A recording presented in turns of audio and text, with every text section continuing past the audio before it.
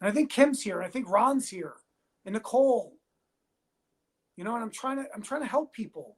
Just so that's why we're grateful to be here. And I know Kurt's Army and all the people who killed Kurt.org, and they're just all like, this is what they wanted. And so it's great. It's a great moment for Kurt. Question from Ms. Fiji. Did the note, was it in Kurt's own handwriting? So 90% of the note Kurt wrote, yes. It's not a suicide. It's not an unalive note. He wrote it on the back of an IHOP menu. We don't know exactly when. We believe someone kept that note. The bottom 4 lines are not in his handwriting. The spacing is all off. We've already hired handwriting experts to look at it. They sent us back a 30-page report. 30 pages saying he didn't write it. So let them say it. That's their job. Let them do it.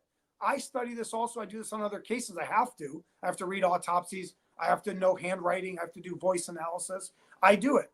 Yes, I believe he didn't write those last 4 lines. You'll be better off without me. I love you. I love you. No. He wrote the rest of it. But if you really read it closely, he's not saying he's offing himself. He's never says it once. He's just talking about basically kind of leaving Nirvana and changing. Like he feels he's faking it. There's no joy anymore. Like when I'm backstage and I hear the roar, I don't feel it anymore.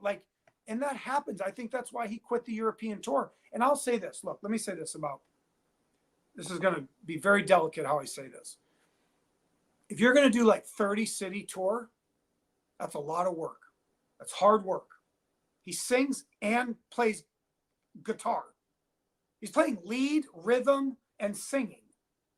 Okay? Unless he had Pat Smear. Sometimes, Pat would play with them. But still, mainly they were a threesome. Okay? Nirvana. And to do all that, it's tiring. It is. I get tired doing podcasts. This guy's playing sold out shows every other night, traveling, and he's on drugs, and he's mad at Courtney, and he's got a baby. I get it. You know what I mean? He probably just needed a break. And supposedly someone told me he actually clicked back on the European tour and said, we're going to start it back up. I don't know if that's true. Somebody told me that. So he was saying we're going to do it. I just need some time. He was on the MTV Unplugged thing, man. That's an epic, historic moment that's still talked about, so what I'm getting at is it's a lot of work. It's hard. You don't blame a guy because he wants to take a break. Maybe he got a little burned out, Question from Michelle. What do you make of Courtney having a special ring around her name in Jeffrey Epstein's Black Book? Whoa.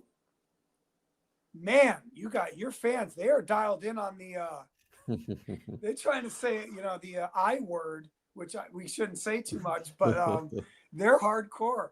Look, I'm not going to start saying Courtney Love is CIA. I'm not going to say she was at the Diddy party. I'm not going to say she knew Epstein. But look, obviously, she's very famous. She had money. She knows a lot of people. Could she mingle with? Absolutely. And she's pretty brilliant. I'm sure if she wanted to do some crazy stuff, she could. So, but I'm not going to go down that rabbit hole. Claudia wants to know whether you ever investigated what Kurt's bandmates thought of Courtney. Joe says he never really liked Courtney, and that's okay to say it. It's not that big a deal. I'm sure Courtney was abrasive to some people. I know other people that Courtney screamed at. Courtney punched somebody. Courtney attacked another woman. There's a famous, funny story. She wanted to brain Lynn Hirschberg. They say she had a statue and she was going to take her out at the Oscars or somewhere. So she was a unique individual. I'm not condoning her behavior, but I'm sure she rubbed some of them the wrong way. And she used to scream at Eric Erlandson, the band member from Hole. And that was talked about, witnessed by the PI. So she was on the East Coast, we used to call him a hot ticket. She was a hot ticket. So you love her, you hate her. Either way, you're going to get something from her. Susie's wondering whether you interviewed Tracy Miranda. Refresh my memory. Is this the witness girl? The story of Kurt Cobain's first girlfriend, Tracy Miranda, is okay. the. I never met her. She's in the documentary. She has some of Kurt's paintings. If that's her, excuse me with the names. If that's her, she was in the Nick Broomfield documentary. Another Brit, the Kurt and Courtney. She was one of Kurt's first girlfriends. I guess she has a painting. She was a nice girl. I've never met her. No.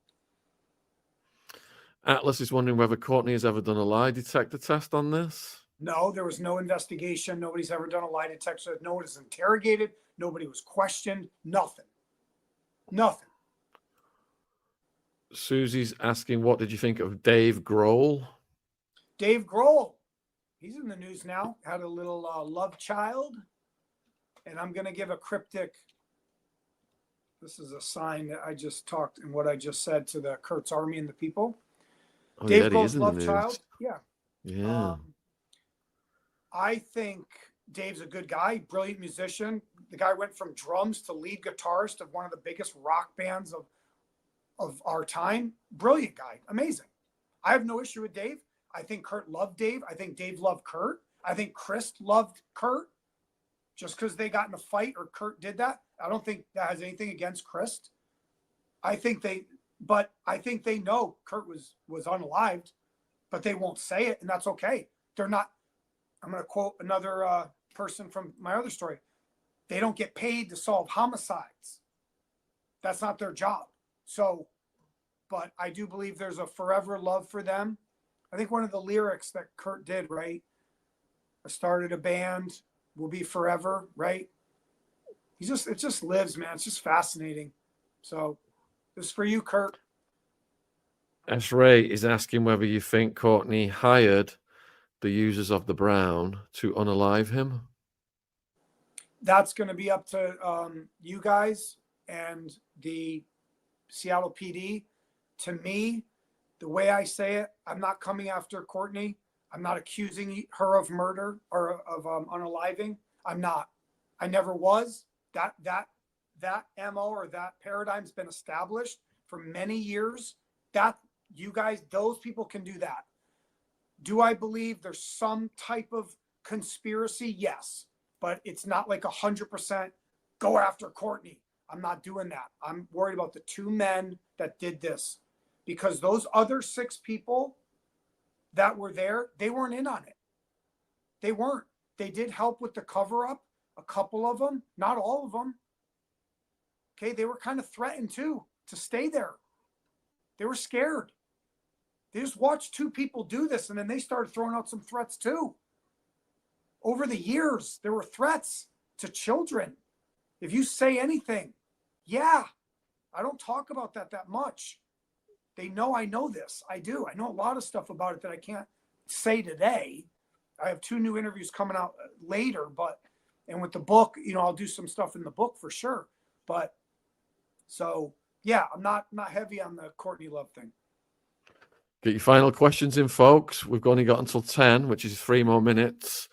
We've got another show coming in at 10. So that's right. It's busy, guys. Come on. We've got a question from Sasko. When Kurt was found, his credit card was missing and he didn't have the keys of the garage, of the greenhouse, the house, not the car.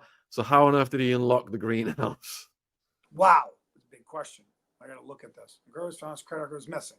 A lot of stuff about the credit card. Yes, people were using the credit card before, during, and after. That is recorded. We have those files. So Courtney's using it. They also, one of the nannies had access to the credit card to get money out, to use it. They had like a $50,000 limit. There's a couple different credit cards. So that's where they're bringing this part up. He didn't have the keys to the garage in his pocket. I don't know for a fact where the keys are. There's some weird story about the keys, how they got in the house, why it was locked, why they couldn't get in the house. So I don't know everything. I don't think there were keys found in his pockets. House of the car had the 4 tires were slashed in the garage. I believe Courtney Love slashed his tires, or she had someone else do that for the intervention, not for the unaliving. I believe that was so he couldn't leave. She was mad. They're mad. They're trying to get him in the intervention I think it's at the house, and they slash the tires so he can't leave. Okay. He had another car, but that is a true story. How did he unlock the greenhouse? They don't unlock the greenhouse. They punch through the window to get in the greenhouse. The firemen and the police come in to the greenhouse. So William's wondering whether if someone is unalived, that could be conflated with murder. You have to, the Seattle PD or any authorities, they have to decide if they would ever reopen the case and change it from unaliving to undetermined. And that would be the first step to then move to a murder charge or a murder investigation. So in any unaliving, it always should be looked at as a potential murder. Absolutely. And then when you, if, and I'll wrap this up. If you have to go, I'll stop talking. But just saying, like, any detective, any police force, they should look for every opportunity first. If it's obvious and all the red flags come up saying it's not a murder, then it's a suicide, then it's an unaliving. But if you're chasing trails and leads and nothing's standing out and eliminating that, that needs to be pursued as a potential murder. Chris, you've been absolutely on fire. The viewers have loved you. I can't thank you enough. Thanks for answering all of the questions.